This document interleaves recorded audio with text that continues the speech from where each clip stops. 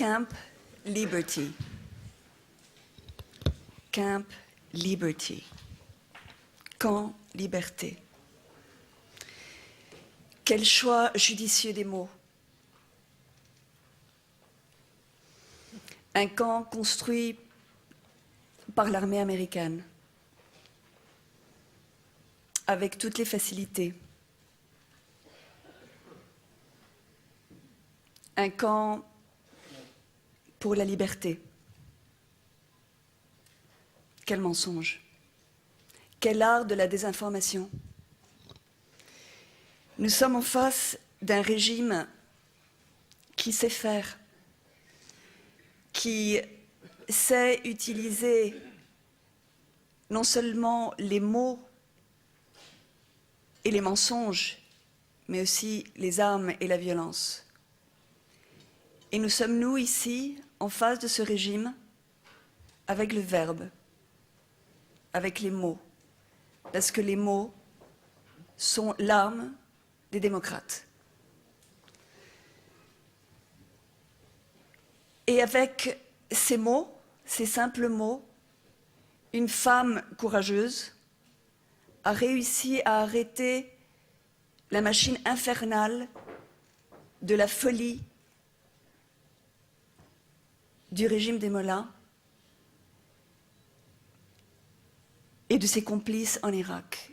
Et cette grande dame, c'est Madame Rajavi.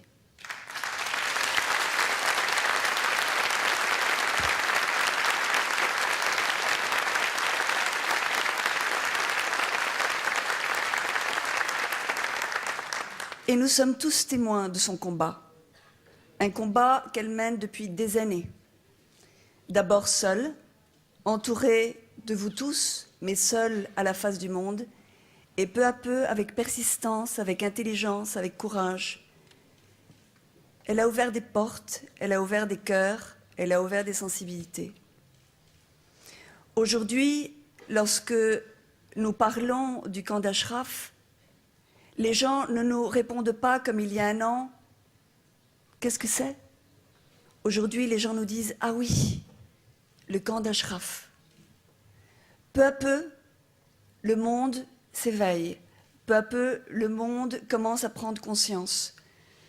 Grâce notamment au travail extraordinaire de nos alliés aux États-Unis, de tous ces hommes et femmes qui sont venus du continent américain pour parler en faveur du camp d'Ashraf et qui ont réussi à faire ouvrir les portes des médias américains beaucoup plus que nous avons réussi à le faire ici en Europe. Il nous reste donc beaucoup à faire parce que s'il est vrai que nous avons réussi par les mots, tous ensemble et surtout Madame Rajavi à détenir le compteur de Nouri al-Maliki qui devait s'arrêter au 31 décembre de l'année dernière, il nous reste beaucoup à faire parce que le plan que nous avons en face de nos yeux nous préoccupe. Et il nous préoccupe parce qu'on nous parle d'un plan de transition dans un camp appelé Liberty, qui est, selon toute évidence, non pas une prison, mais véritablement un camp de concentration. Et je voudrais faire la différence parce que, voyez-vous, j'ai beaucoup réfléchi à mes dépens. J'ai moi-même connu la vie dans un camp de concentration. Et ce n'est pas une prison. Une prison, c'est un endroit où la loi existe. C'est un endroit où les prisonniers sont couverts et protégés par une loi et ont accès à la justice, ont accès à leur famille, ont accès à des soins médicaux, ont accès à la communication.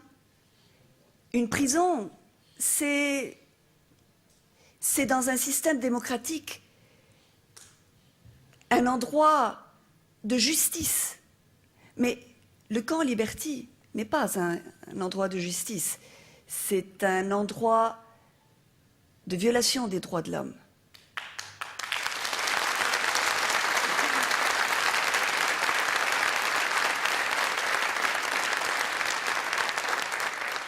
C'est un camp qui a été pensé de façon machiavélique pour humilier, pour atteindre l'homme dans sa dignité, pour réduire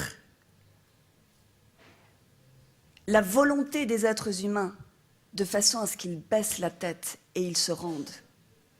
Et si nous sommes ici, c'est parce que nous sommes de ceux qui ne baissons pas la tête.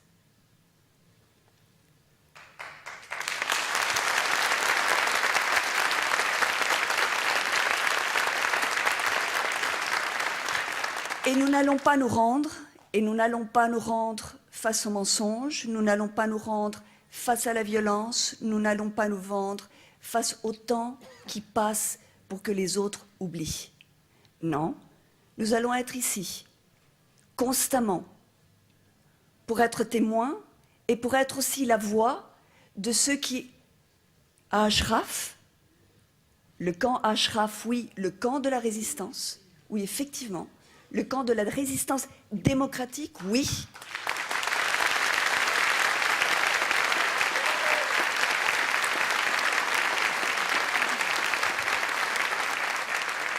Pour être leur voix, pour être leur témoin et pour prendre leur défense. Alors, notre premier but de cette année 2012 est un but terriblement important que nous l'avons tous constaté,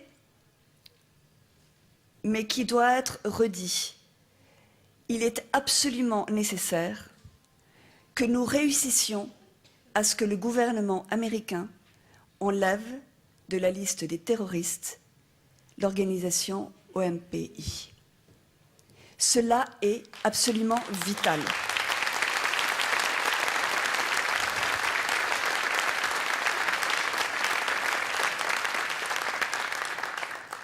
Vital évidemment parce que c'est le déguisement pour pouvoir abuser de la crédulité des êtres humains, de l'opinion publique internationale et pouvoir donc masquer les horreurs qui sont dans le plan de Al-Maliki, horreur de génocide, horreur de violation des droits de l'homme, horreur de mensonges, horreur finalement d'intérêt précis pour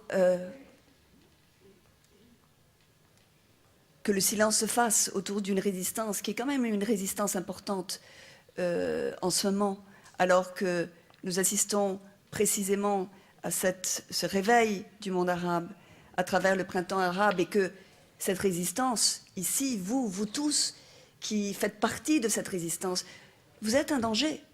Vous êtes un danger parce que vous êtes ceux qui montrez la voie. Vous avez déjà de l'expérience. Et que partout dans le monde arabe, votre combat se mène à différents niveaux, mais pour les mêmes raisons, par d'autres personnes, mais exactement avec les mêmes intentions, celle de réussir à libérer de la tyrannie ces peuples frères, vos peuples frères, qui doivent nous concerner tous parce que oui, nous faisons partie d'un monde globalisé et que oui, comme le disait le maire Giuliani, ce qui se passe en Iran a des répercussions aux États-Unis et a aussi des répercussions en Colombie, parfaitement.